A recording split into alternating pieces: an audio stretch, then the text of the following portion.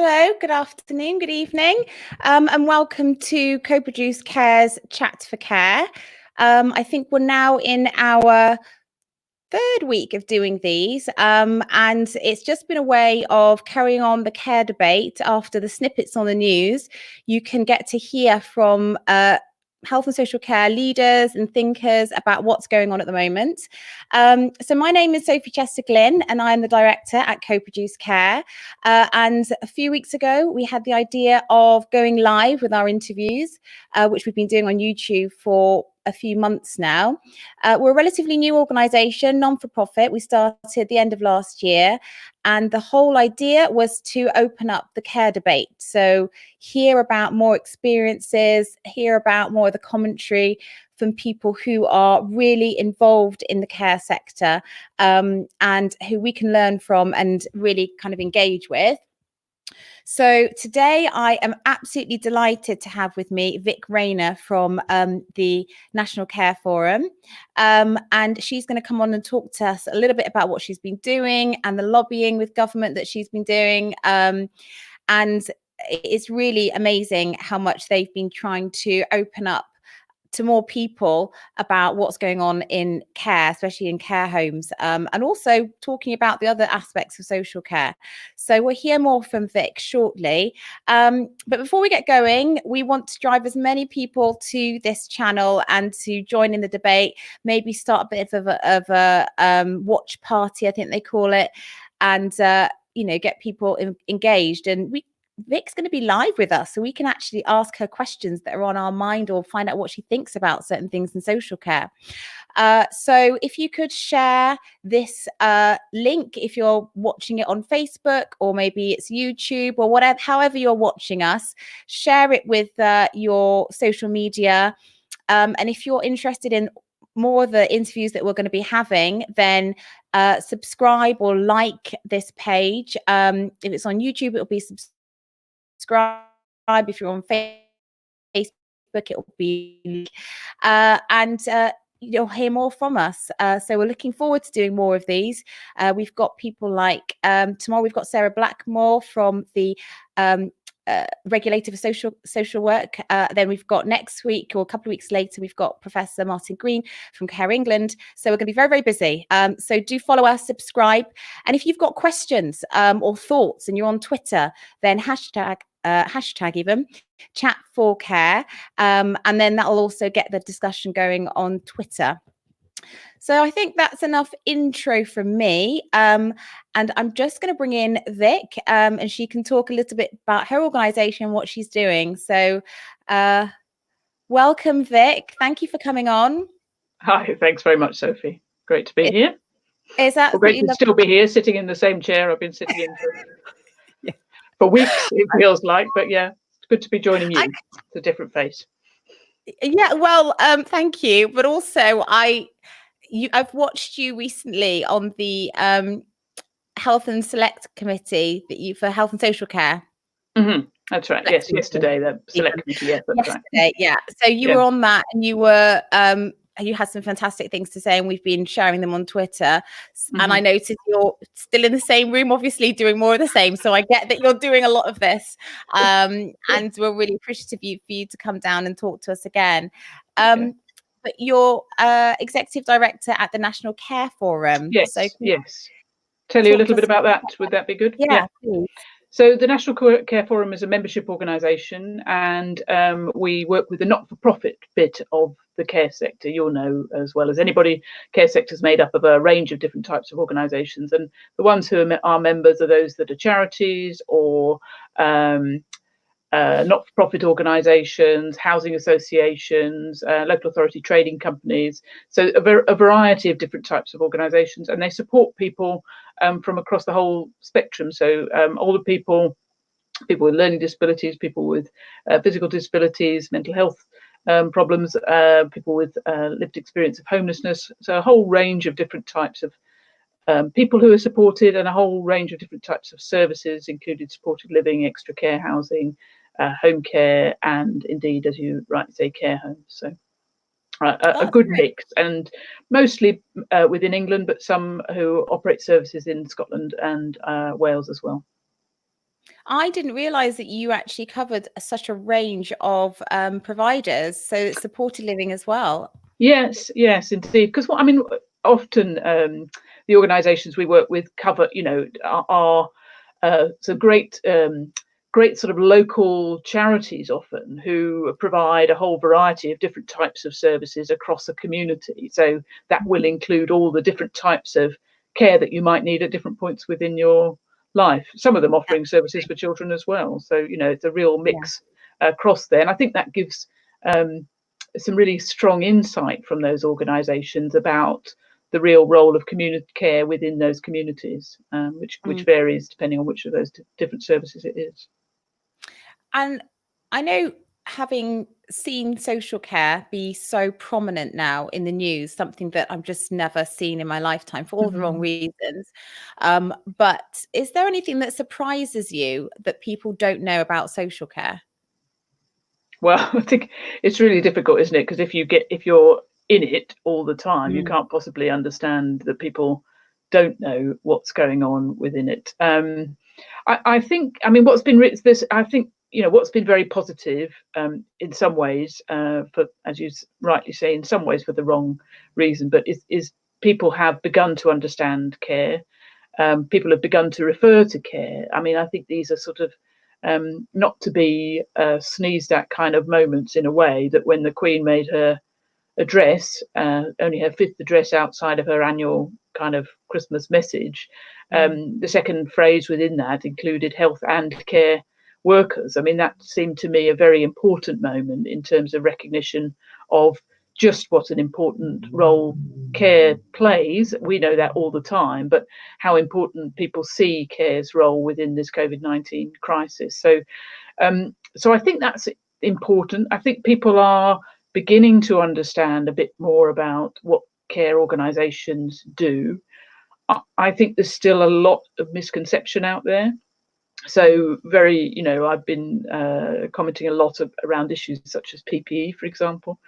And very often, if you make any comments around that, there's a huge sort of narrative that comes back about people feeling that care organisations should be paying for their own PPE, which by the way they are, but also that that actually care is people don't understand quite the role that care plays within communities and what happens with care. So people see sort of that kind of whole debate about self-funding, for example, as having been driven by care organisations rather than being an outcome of government policy, which stipulates a kind of financial assessment requirement, which means some people pay for their care because they meet a financial threshold and others don't. And it's not a kind of creation of the care provider sector who want to make money in that kind of context.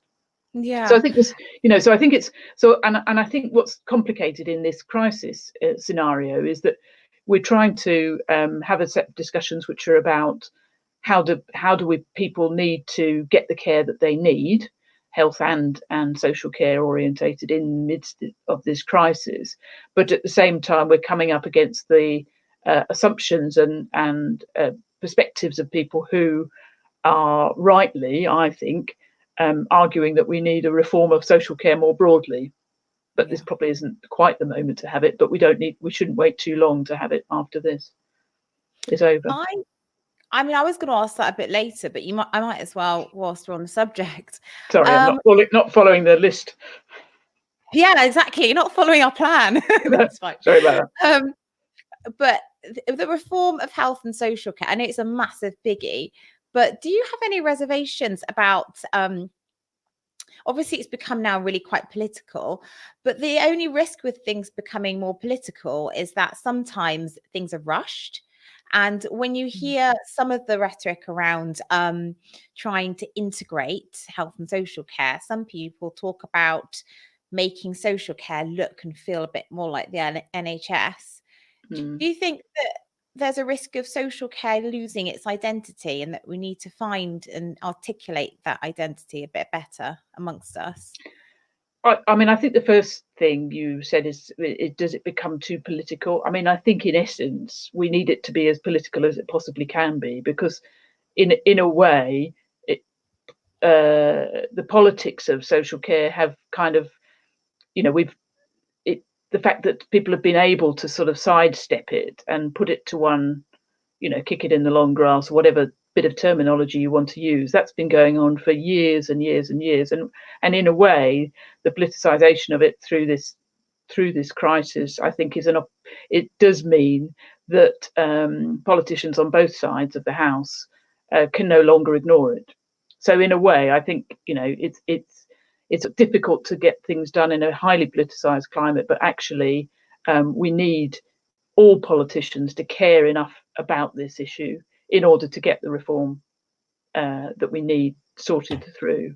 I think in the context of whether what care will look like at the end of that, I mean, that's a really, really important debate, and clearly we need to make sure that everybody's voice gets into that, not just policy decision makers, not just providers, not just commissioners, people who use services, people who will use services in the future, very importantly as well, need to be part of that. What struck me in this crisis is that, this has been a health crisis, a health pandemic, and we haven't had a health response, and that, I think, shows up that gap, that integration gap, in really, really stark contrast. And I think for all of us to have a think, we'll have to envisage going forward whether that continued separation of health and care delivers the best support to people who need it, and how, if it doesn't, what we then create going forward does mean that people get both of the things they need. They get the healthcare they need, but they also get absolutely the person-centered care that they need. And I know that's a lot of people's fear and anxiety, that a health-based model would lose some of that very detailed and positive person-centered focus that has really taken, it is the dominant culture within care, but doesn't feel like the dominant culture within health. So, it's a hard one, because I always think that that's exactly what I feel with social care. You have the time to build those relationships with people, and because it's just the nature of what you do. If you're with someone, you're working with them for a long time, then you do build up those relationships. Within health, it's slightly different, because if you break a leg, or you're expected to have that fixed, and you'll have very intermittent relationships with the health team. So relationships and being person-centered almost goes together with social care, and I suppose that's what people need to keep in their mind. It's really exciting that we're getting a lot of press and we're getting a lot of attention, but just not losing what it's all about and what we value in social care. I suppose that is one of the main things that maybe we need. And you're so person-centered. Hearing you yesterday talking about keeping the person at the center of it, you just don't hear that as much health conversations. So I guess so. And I think there's different models of health, obviously, as well. Health isn't just a big monolith that delivers services all in one way. That you've got a very distinct set of services set within a hospital, but within a community health services, you're much more likely to have some of those relationships and approaches that you might think wouldn't be so distinct and so far away from some of the social care intervention. So I think that you'd have to pick your kind of partners in that, and if there was going to be closer integration, I don't think it would be at an acute level. It would be much more at a kind of community-based level. But these are all, I suppose what this has struck me is, if we can't get the right health care to people within the system that we currently have, then that means we need to have a good look at that, and a good look at that going forward. But absolutely not lose the identity of care, and not lose. And I think it's a two-way relationship as well. I mean, I've been a big proponent of digital transformation and digital innovation in the care sector, because I really fundamentally believe one of the things that will come out of that is that we'll get a really good set of data and information that shows, in many instances, care is better for people's health than health is, because we know more about people. We spend more time with them. We're much clearer about what's, what constitutes a change in their health, probably, than a health professional who'd only just met them might be. Yeah, and there's the whole preventative agenda as Yeah, well. absolutely. Yeah. So before I was doing live streams, I used to ask people in a more relaxed manner when there was no COVID. I used to ask them a bit about themselves and how they came into social care. So I'm going to go back to that, and we'd love to find out, how you came to work with the National Care Forum. Okay, so I mean, I've always worked in the not-for-profit sector in a variety of different organisations. I've worked in domestic violence, domestic abuse services, counselling and support services, advice services, local community voluntary services, and then probably the bulk of my work has been in the supported housing sector. So I spent many years working in supported housing with homelessness services and the whole range of supported housing services. And then 4 years ago, in fact, this month, moved into working with the care sector. So yeah, and I guess my passion has always been about supporting people, but also supporting organisations to work in a way which enables people to live as independently as possible. I definitely think that makes a difference when you have somebody who's had that type of background, whose work is always centered around people and helping them to get where they want to go, rather than, I don't know, KPIs or statistics or you know what I mean. I think it does make a difference in the way people approach the work of social care. Although those things are also part of what we have to do. So I also wanted to ask what are the things that your members, you've got such a diverse number of people that you have, access to what they're going through and how they're dealing with COVID. What are the things that they're coming to you about? Well, as you say, it's a hugely diverse membership base, and I am constantly inspired by the things that they're doing, both the senior leaders and what they're telling me about their managers and their workforce are doing, and indeed the people who are living within those services. So I think there's been a whole range of different responses from organisations, and some of that will depend how they're structured. I mean, they, like everybody, has been through a really, really difficult period over the last 2 to 3 months, and they've gone through all the things that have been very well reported in the press, all the challenges about accessing PPE, all the challenges around having a staff group that on Monday were all in work, and then Tuesday 25% of them were off self-isolating and in family isolation, because we'd entered into a lockdown period. They've gone through struggles around accessing food supply chains, particularly for smaller organisations. I think it wasn't a thing that was really nationally recognised very much, but lots of small homes and supported living services rely on supermarkets to do a lot of their food shopping for the people they work with. So, when those supplies were cut off, they had to think about different ways of working. Then they tried, working with a lockdown so that relatives and families aren't able to come and visit. So I think they've had all the things that you would imagine all the care providers would experience.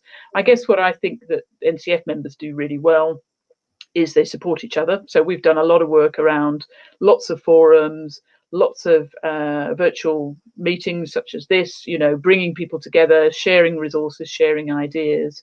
And just that kind of willingness to do that, and that creativity within the ideas that they come forward has just been quite amazing. So I think if I think about some of the the most kind of creative things they're doing, often a lot of those are about how they carry on caring within this kind of COVID context. So, what are the things that they've been doing to try and support people to continue to have a good quality of life within those homes? So some fantastic sort of socially distancing activity sessions going on, and using lots of the great resources that people like Napa and people have put together to help people to do one-to-one stuff with people in their own rooms. I've also heard lots of really important work that's been going on around supporting staff. It's a hugely challenging time for staff. They've got all their own fears and anxieties around COVID, because you couldn't possibly live within the country at the moment without feeling all the palpable sort of tension around infection levels and doing the right thing, and am I, should I be going to see this person, should I be, all that sort of stuff's going on for everybody in their own life. And then they come and work in an environment where potentially lots of the people that they care for might be sick. Many people might, a number of people within those schemes might have died, people that they've looked after for a long time. So all the sort of emotional stress around that, they're covering for staff and colleagues who can't be there because they're isolating. And then, so I've seen some really creative approaches to supporting those staff, bringing in welfare counselling services, things that will enable people to continue to work, trying to think about how they engage with families as well. So lots of people taking digital approaches to that. So utilising Facebook or other mechanisms to ensure that people can stay connected to families. I think, and helping people, a lot of, particularly those people resident within care homes who have suddenly had those family members, those friends who have been a really important part of their daily or weekly lives, and have created a sort of routine and structure that's enabled them to continue to live a good quality of life. If those people are not there, then staff have had to step in and be that family, be that extra friend, all the time wearing PPE, which is just really challenging in a sector where so much of what's communicated, because often people aren't in a position to verbally communicate back with staff. So much is communicated through touch, through song, through through what I've certainly witnessed, through love and compassion when I see people working in that environment, and do that behind a mask, to do that behind a visor. That's a real skill. That's really excellent. So people have, I think so lots and lots of creative stuff's been going on, and very importantly, they've been sharing it with each other so that people aren't reinventing the wheel. Because I think that's the bit we really haven't got. We haven't focused our attention on care in the way that we should, and I've said that very publicly lots of times. But I think the outcome of that is that, whilst there's organisations like ourselves and many others that are out there trying to do it, care homes, a lot of them, and home care agencies and supported living have been trying to work this out for themselves. And that's really hard. That's a lot of pressure at the leadership level. That's a lot of pressure, because you're feeling like you're having to make those decisions, do all that risk assessment, do that on your own. You talk about there's a lot of organizations like yourselves who are working, and I talked about Care England, and there's yourself, there's lots of others as well. Do you think there's any merit in there being a little bit more of a coordinated response? I know that there's the Care Providers Alliance. Is that something that would bring everyone together? I don't really know. We do. I can't believe you're asking me that, Sophie. We come together certainly for the first few weeks, every morning we were speaking together as a Care Provider Alliance. So yes, we have been working together. I'm a bit sad if it's not come across that way, but we have been working together, because I think absolutely, as you say, there's lots and lots of common issues that all our members will be experiencing. So yeah, definitely the Care Provider Alliance is somewhere where we share the responsibility between us. I mean, if you imagine, I think probably at the moment, NCF in some way or other is represented on probably about 20 different task and finish groups within policy making and government, and most of them will meet once or twice a week. So, actually working with Care Provider Alliance colleagues around those issues is enormously important, so that, we're all covering each other around that, and making sure that in all of those meetings that the full range of the sector gets represented, even if we can't all be there for each of them.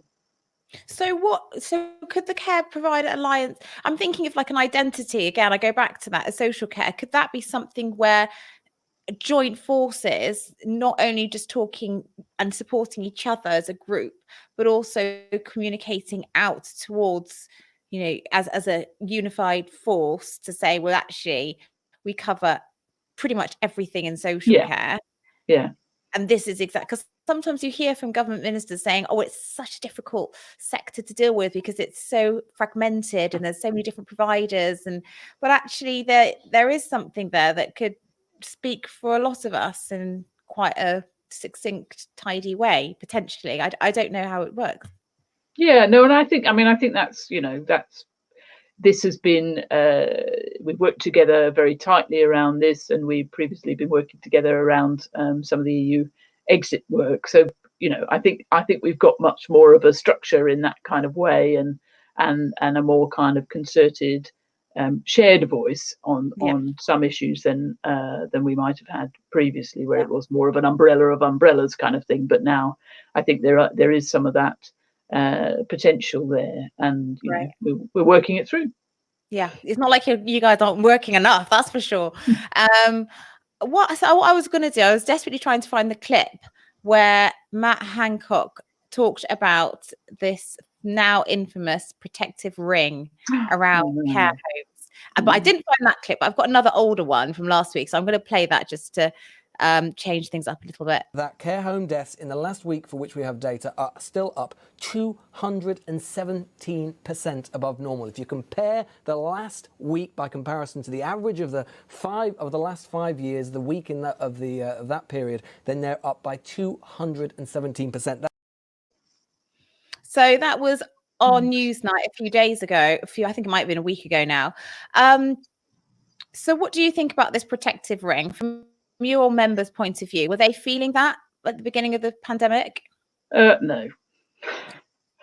I mean, I think I'm not laughing about it at all. In that, I think it's it's a very it's certainly not something that they would recognise. I think the irony being that when we produced a lot of data around deaths in care homes, which was a very difficult decision to make, we called at that time for a ring of steel to be put around care homes, and that was in April. I think if we'd been feeling there was a really protective ring there already, we wouldn't have needed to do any of that. So I think there is clearly a sense within government to try and explain their actions in relation to the care sector and the prioritisation that was given to the health sector at the outset of the crisis. I noticed today that the Justice Secretary has certainly accepted, in the context of testing, they prioritised health services over care services. I think it's almost impossible for anybody to look at the way in which changes were made to how health was delivered, discharges from hospital, the building of Florence Nightingale hospitals, and then to look at what's happened to the care sector, where yes, some money has been given to local authorities, but where's the other bit of the protective ring? I think we can see some of that in the care home support package now, which is things that we've been asking for some time. The clinical support being a really important part of that, clinical and community, acute and community support. Some funding that's gone with that, some focus around getting some of the equipment that's needed into hospitals, some of the testing side. Yes, I think if we can get all that right, that will certainly help care homes going forward, but hasn't been there in the way it should have been in any shape or form up until now, really. Do you think that there's going to be an inquiry? People have been calling for an inquiry later into the handling. I don't know. I mean, I think I guess my real attention is certainly that we need to make sure we learn from whatever's happened, but that we also make sure whatever things we get in place now, we get them right. So if there is a second wave, care homes and really, the people who live in care homes and home care settings are not affected in the same way, and we've got that system of protection right. I don't know. I mean, I wouldn't profess to understand how that would start and what, I think anything like that, anything that takes attention and resource needs to be leading towards something that feels different for the people on the ground. And my worry with some of these things is that they become an exercise in ticking a box around having looked at things properly, rather than ticking a box that says, because of this, we'll do it very differently. And I almost feel like the whole idea of ticking a box is maybe comes out of the lack of involvement of people who are actually affected by it, like the most vulnerable groups. Obviously, you hear from care provider organizations like yourself, but you also talked about the person a lot, and I almost feel like in every report, it is about the organizations rather than the person. And how do we get to the stage where we are actually involving people who might be affected, whether it's families, whether it's people that are being supported? How can we communicate to the government a good way of doing that? Yeah, well, I think the challenge is about we have a system, a political system, whatever, that the levers of power are often around processes, aren't they? They're around things being done by organizations, and we don't have a really good way of getting people's voices to the table. I think I think care organizations are just as culpable in that. I do find it, as I said, my background is housing, supported housing. I don't think supported housing was perfect in that effect, but I think quite possibly it had more structural systems in place to make sure people who were using some of those services had a louder voice. I think as a society, we're really poor at listening to older people's voice, particularly. And when it comes to older people with dementia, I think we've got even more lessons to be learned from not only organisations, back to organisations again, but organisations like Alzheimer's Society, but from people who are living with dementia, fantastic advocates and champions like Chris Mason and Wendy Mitchell, who talk from their experience. But it's hard enough if you think about the reform agenda, and you think about the role of different stakeholders within that. It's hard enough for care organisations, big or small, to get round the table of their local strategic, their STPs, whatever, I can't even remember what it stands for now, Strategic Transformation Partnership, or their integrated care system.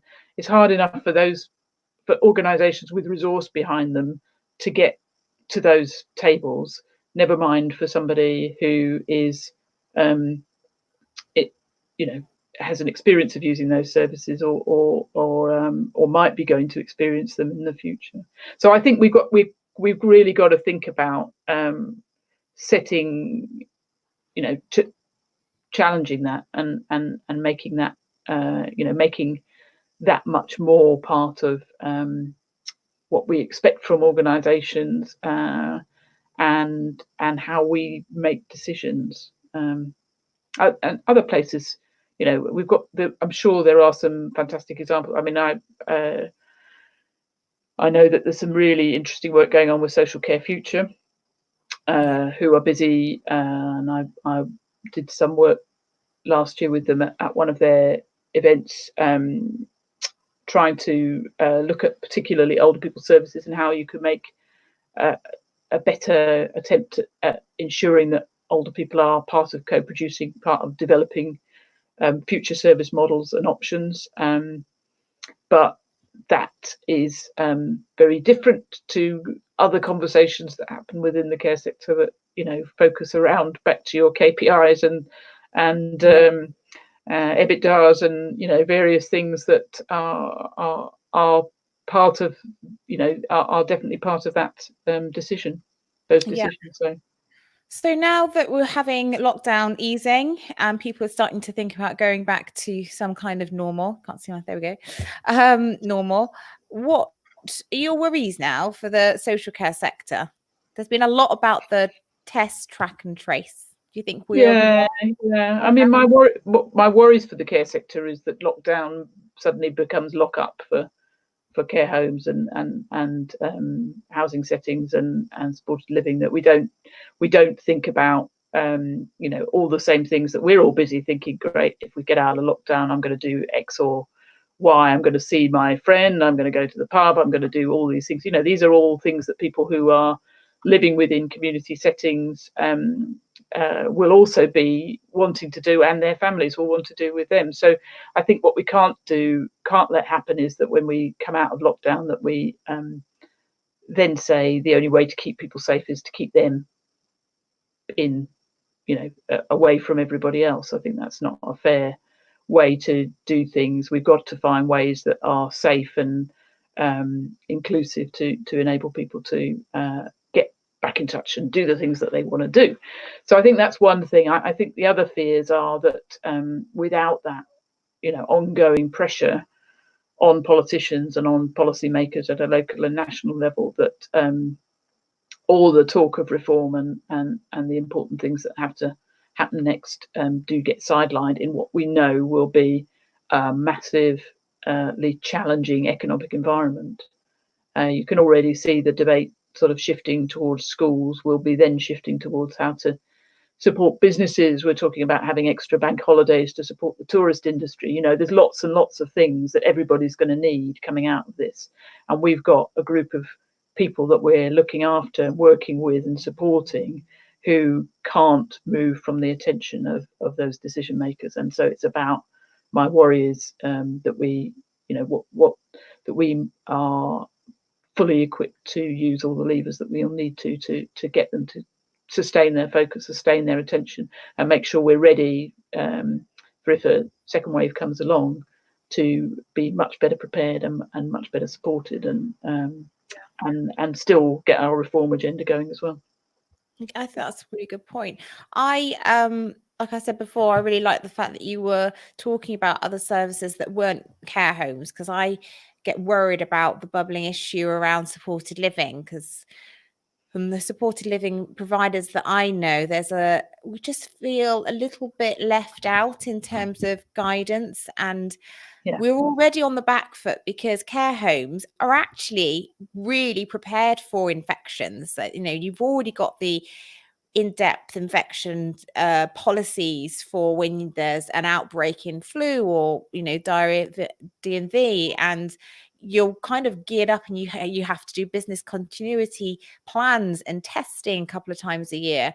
But supported living is just slightly different, and sometimes it looks like small care homes for younger people, so it's not that different, but you already don't have the access to the PPE or the links to the PPE and the levels of PPE. And I want to play a clip that was playing again last week. I think this came up from a parent, and it just made me think. But see if this works. She managed to borrow a phone that evening to say, she felt rubbish, and can I go and see her? And obviously I couldn't be with her, not knowing that was the last time I'd ever speak to her.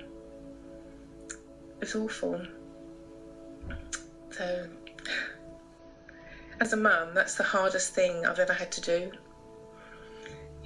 When your child is ringing and say, "Would you please come and see me?" and you can't go.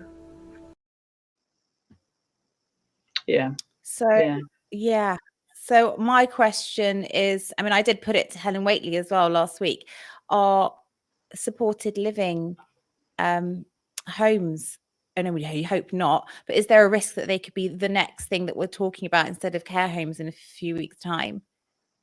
Absolutely. I hope not. I think that we don't. It's back to this question of data. We are, it's a bit of a trite phrase, but you kind of treasure what you measure, don't you? And we haven't put. We need to do more to put the light on supported living. I think if it's hard enough for people to understand care homes, I think people struggle even more to understand supported living, because, as you rightly say, it can look very different in all sorts of different settings and scenarios. People can kind of envisage that, what a care home looks like inside, but people don't quite understand independent living.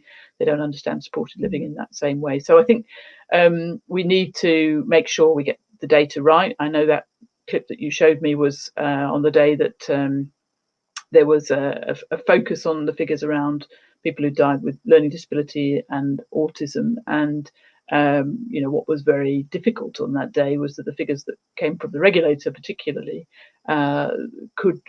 were described at one level as a figure, but then that figure could be up to 40%, 40 times smaller than the figure that was being shared. So, actually, if you're working in that sector, and B, if you've got family or loved ones who are living within supported living, that would be that would be very frightening, I think, to hear that, and for that level of uncertainty to be there. So we've got to make sure that supported living gets the attention that it needs. And I think the other things you mentioned about feeling left behind, absolutely, in relation to testing, and in relation to access to PPE, we know that's been much more difficult because of the different priorities and different sort of stages that have been set out. I mean, I absolutely hope that we're certainly not going to see that same level of infection outbreak and indeed and deaths in those settings, and that we've got a better set of understanding about how the virus manifests in those homes and how to manage proper infection control there too. Yeah, absolutely. And I suppose also in terms of thinking about care workers, I know in the latest announcement about the 600 million for care homes, they did say about full sick pay for staff who have COVID and are self-isolating. So that sounds like, a positive to take away, a bit of a no-brainer. People would think, well, wouldn't they get that anyway? But the bar is quite low. But, I suppose it is something. And it's a reassurance, obviously, because, and again, probably a reaction to what things that yourself, your organisation and other organisations that are really lobbying government to do more for social care. So do you feel that the government is starting to listen now? I mean, I think that that acknowledgement of the importance of paying the workforce properly is huge in many ways. And I think if you say the bar is low, I mean, let's just make this the legacy of this crisis is that the bar is much, much higher. We need to make sure that people are paid the proper wage for the skilled work that they do, and I think that's that has to be something. And I think general public understanding of the role of care workers is improved. So my hope is that there will be much more public support for that than there might have been previously, when people were feeling it was a job that they couldn't quite understand, or they didn't really know what it was that people were doing in that way. So yeah, absolutely. Thanks for that, Vic. I'm going to go to some questions on the chat, if I can make them out. I'm not very good at reading out some of these, but someone did say, so we're getting headlines about care homes are not safe in the media from social workers commissioners, and there was a real danger that this might be used to decommission the care home sector. Do you think that that's going to be a real problem? I mean, I think absolutely. There's a lot of negative press in that sense around care homes. So I think there's a number of things that need to happen in relation to that. So again, back to the kind of notion of data and testing. So some of what we need to be doing is being really clear that homes are getting tested, and where people are symptomatic or asymptomatic, suitable systems are being put in place for either staff to isolate or for residents to isolate, so people can grow in terms of their confidence around that. I think in the bigger question of commissioning patterns and behaviour, I think we might need to do a bit of wait and see in a way. We've got 411,000 kind of people living within care homes. That would be, if we weren't going to have care homes, that would be a very big commissioning action to make some changes around that. But clearly some commissioners have already been thinking and doing things around that way. I mean, in some areas, particularly in the use of extra care housing, have been commissioning extra care housing around, over and above care home settings. Clearly there are home care and living care are also options that people will think about too. But I think long term, I think there is absolutely will remain a role for care homes across that spectrum of different bits of provision. And my real worry about all those negative headlines is, clearly, for the long-term future of the care sector. But I worry that there are families who are really struggling out there to support people to live at home, when actually the best and safest environment for them would be within a care home, and they are being frightened by the media and frightened by the stories, and they're not getting access to the care and support that they need. Absolutely. I mean, you hear about people taking their relatives away from care homes and caring for them at home, which might be okay whilst we're in lockdown, or kind of coming out, but they're working from home. But then, as you say, they're in the first place for a reason. So is that going to overwhelm the family? I mean, they might think actually we can deal with that, or is that going to affect the whole family? Well, I think as well, it's not just care homes that have kind of shut as well in that context. It's day centres, it's probably, it's possibly places that were able to kind of offer respite services, and all of those have had to be taken away. And so I know from talking with carers organisations and others that there are enormous pressures on families now, that I think for many people, being in a care home, being part of a community would be a very positive outcome for them. So that's my worry, that the media messages then stop people making choices that would be good for all. There's a question here. Well, it's more of a statement saying that elder care should be about living again, and supporting people to have a socialized life. Obviously, for a long time now, we're going to have to balance that, the whole idea of helping people to be more independent and do things together. Do you think, from what you're saying, care homes or organizations you work with, they are adapting, but do you see that people are thinking further ahead now to the new normal again? So my test, I think, will be is if we can, at the end of that discussion, say we've put as much energy into working out how to open pubs as we have into how to make sure that elder people are having a really good social life, then I think we'll end up with a really great social life for older people. That's a brilliant point. Because I've seen some of the most amazing things. I saw on Facebook the other night a bar that had got people to go into giant inflatable tires on wheels to ensure that they kept the social distance between them. So people are thinking, if we can really, that's something that everybody says, God, I can't wait to get back to the pub. Or maybe I just talked to the wrong people, but that's what a lot. I just can't, that, because that means sociability, that means community and everything. And if we put as much energy into getting the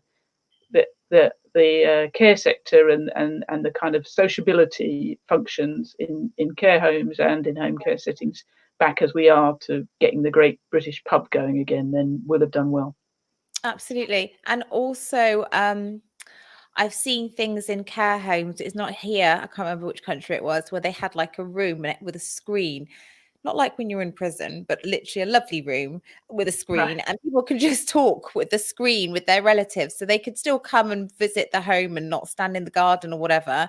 And they were obviously it was probably all infection controlled and everything, yeah. But they were together apart from they couldn't touch each other. So they had a screen. So I suppose homes need to start thinking about doing stuff like that. The only other issue, I always think that it's so much easier in homes. And then when you take the issue outside of care homes, where you either can't do that, you don't have the space, or you can't self-isolate, it just becomes more and more complicated. Yeah. So yeah.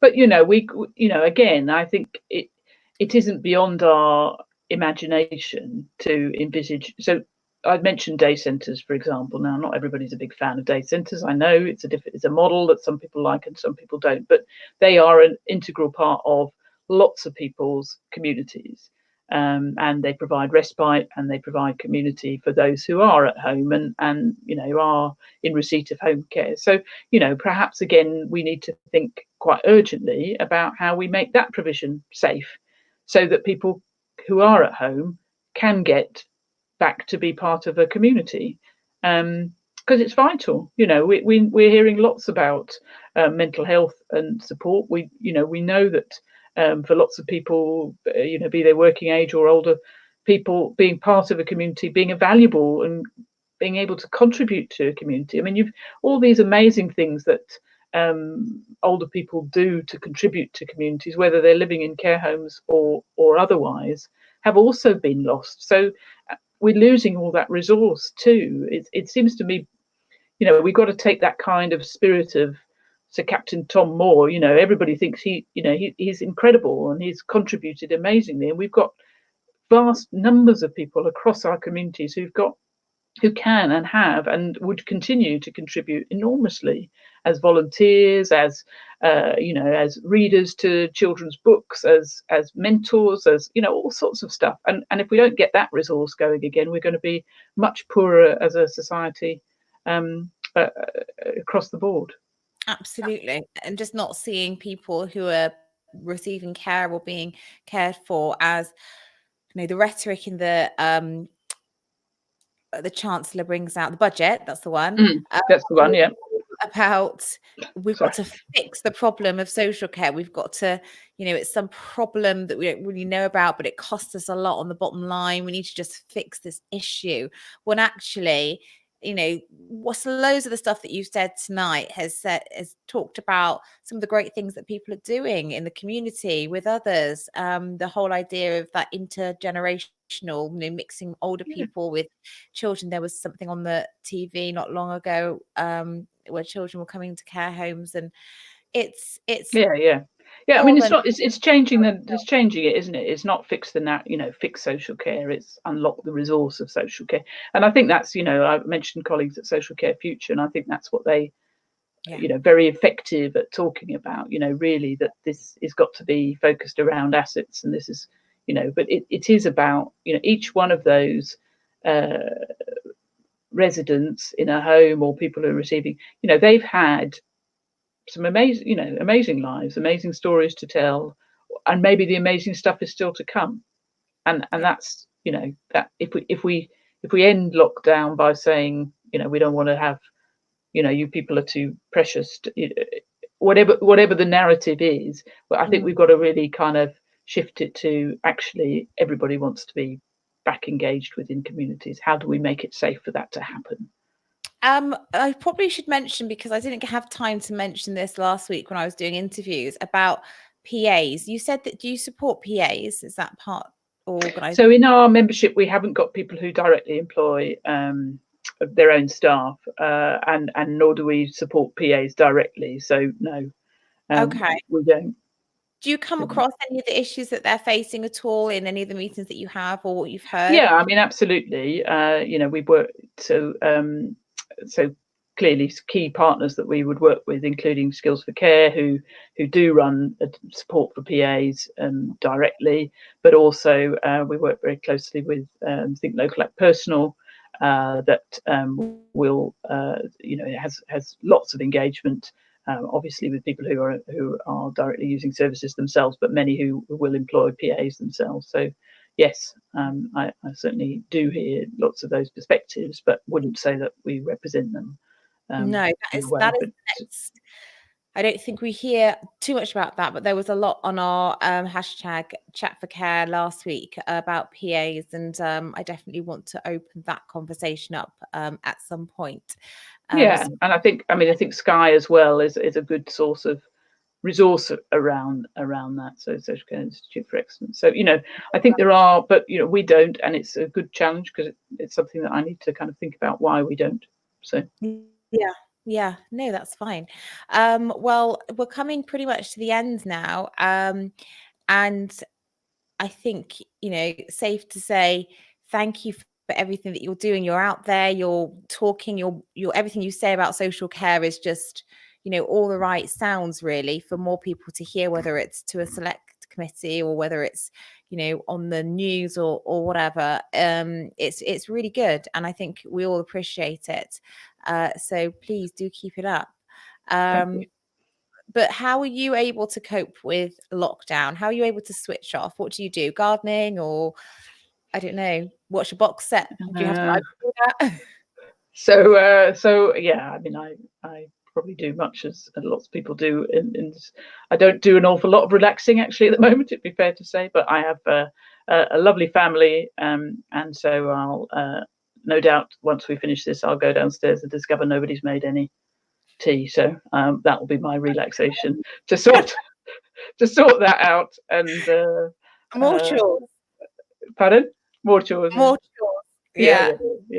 No, so that's but that's nice. Thank you for asking. It's nice to be asked. That's okay. Well, at least you have something going on that you can just get away from the Zoom calls and the live streams and just zone out. Yeah. Watching up. Great. Yeah. Well, thank you so much for coming on, and we will be sharing this with people who are probably enjoying the sun right now. And yeah. In. But it's been really fantastic to talk to you, and thanks for spending the time. We'll let you go and catch up on the housework. Thanks. Yeah. Chill out. Thank you very much, Vic. Okay. All right. Nice to see you. Thank you. So there we go. That was Vic Rayner from the National Care Forum. I hope everyone enjoyed that.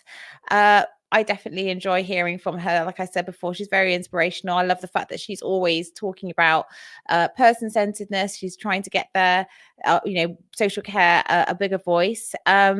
So we have been putting lots of links to the NCF on our at the bottom of the screen there. We've got some more details in the description of this video, so you can follow them on Twitter or find out more about what they do. And if you haven't already, I'm going to say it, the usual spiel. If you could subscribe, if you're on YouTube, hit the bell. And also if you're on Facebook, just go onto our Facebook page and like it. And that will bring more people to Coproduce Care, so we can get more people watching, get more engagement, and hopefully have more information about social care spread to different people and more voices and people hearing those voices. For our program for next week, we've got some very interesting people, including someone from Skills for Care. And also for tomorrow, we've got Sarah Blackmore, I mentioned before, from the Regulator for Social Workers. So do tune in to us again at 7 o'clock, same time. We'll be finishing way before Clap for Carers because we're just going to do a shorter session tomorrow, half an hour, because we want to get out in the sun as well. But of course, do like and share this live link, and hopefully we'll see you back here tomorrow at 7 o'clock. Thank you all very much for tuning in to us, and we'll see you then.